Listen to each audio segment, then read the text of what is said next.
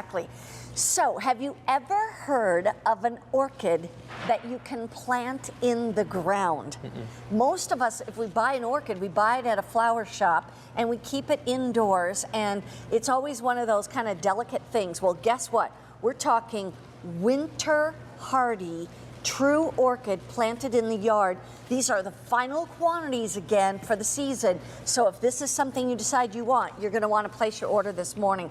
$34.75. You're getting two, one in purple, one in white. And Derek, tell me about this. Well, these are what you could consider one of the greatest fruits of our searching this whole world of long-lost artifacts of the plants, right?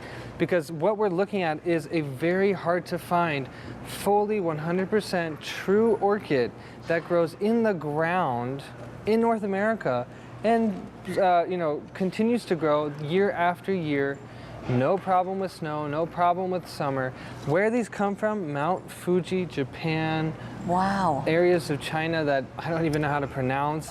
And the idea is we are finding some of the lost, you could say Raiders Ark of plants here, because these are so rare, but they're so easy to grow. That's the best part. So impossible to find. But in the garden, you can have your own fairy tale, orchid flowers at the base of a tree, anywhere where there's dappled sunlight. They don't like a full day sun, and they don't like no sun. They need that part day sun, dappled sunlight, maybe under a tree. You can see the true orchid. When we think of orchid, we think of those plants that we find in the greenhouses, in the stores, that have big roots coming out of the pot, and they're really fickle, they're difficult to manage, they're one of the hardest things to grow. This is not that orchid. Although it's also a true orchid, they're very simple. They just go right into a pot of regular soil. You don't need special orchid soil with this special fertilizer and a mister to water and every day out. No, that's the traditional orchid that we know. Right.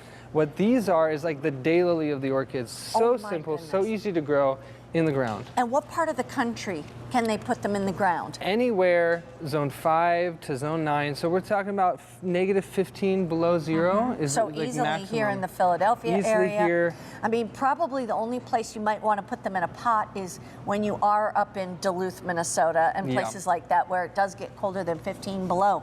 But the key here is that the leaves are big and they spread. Green, they spread and like they that. Spread. I mean, this is amazing. These will only get 1 to 2 feet tall, so they're not like super lanky.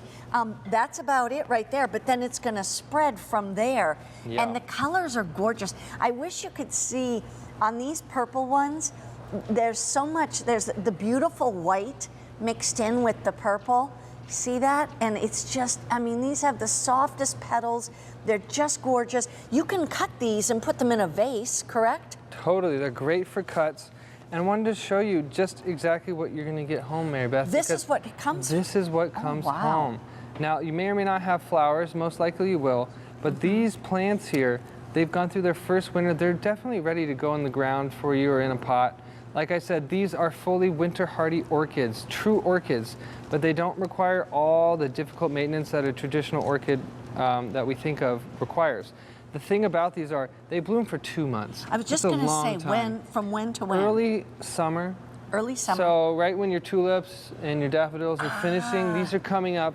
These are natural spreaders. If you put them in the ground, in a few seasons, you're going to have a whole wildlife habitat that looks very naturalized and very beautiful, doesn't overgrow itself, but gently, meanders through the garden and spreads, and it looks very beautiful. It's almost like you've seen a spread of irises. They're real tall and real big. Same effect because the leaves are this nice strap-like foliage with the little flowers. Look at how pretty. You're going to get one plant in the white orchids, one plant in the purple orchids, and here's the key, free shipping and handling.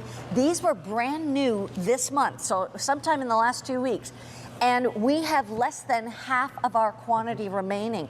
Now, 2/3 of the quantity now is gone. We started with 3,000. We have 1,000 sets left. And again, you may want to pick up more than one set because when you get these home, you're going to wish you could do purple, white, purple, white, purple, white, or whatever, you know? Because this collection does spread. Like you can see here, that wasn't just one plant. That was a couple that we planted the first season Or if you wanted to wait a few seasons, that could, one plant could spread into that. But the thing about these orchids they are so awesome. I mean, look at that color. Beautiful. That is a work of art. And you can have a whole partly sunny area full of these flowers. And then, for the summer, your tulips are finishing. These are going to come up right in the middle of May. They're going to last around 2 months. They're going to have this beautiful strapping green foliage in your garden. Autumn comes, first freeze. Don't do anything. Leave them in the ground. Springtime next year, they're going to pop back up, and you're going to be amazed. You're going to be, wow, an orchid this easy. I mean, orchids are definitely one of the most expensive houseplants you can buy. Now we've taken the houseplant outside into the ground, into the pot, into the garden. Do not grow this indoors year-round. They do need, a natural kind of weather cycle, but they're going to survive the winters for you, and that's why we brought them to QVC. So absolutely beautiful. Here's the thing, final quantities of this season. Once they're gone, we won't see any more until next spring, if we can get some in next spring.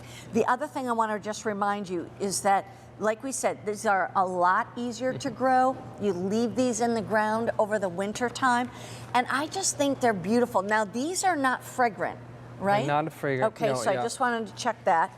So they're not fragrant. Do we have to worry about any kind of critters that like these? No, as far as I know, these have no problem with the bugs. They're not poisonous. And the great thing about these are you put them somewhere, you can plant them once, and you're not going to have to worry about them. I don't know of any deer that like to eat these. Okay. The winters, the summers, these are one of those sturdy, all-purpose flowers. Gorgeous. Okay, here's the update. We started with 3,000 sets, and that was less than 2 weeks ago. And we have 800 remaining. So if you want to get those, again, it's final quantities of the season. We cannot order more in.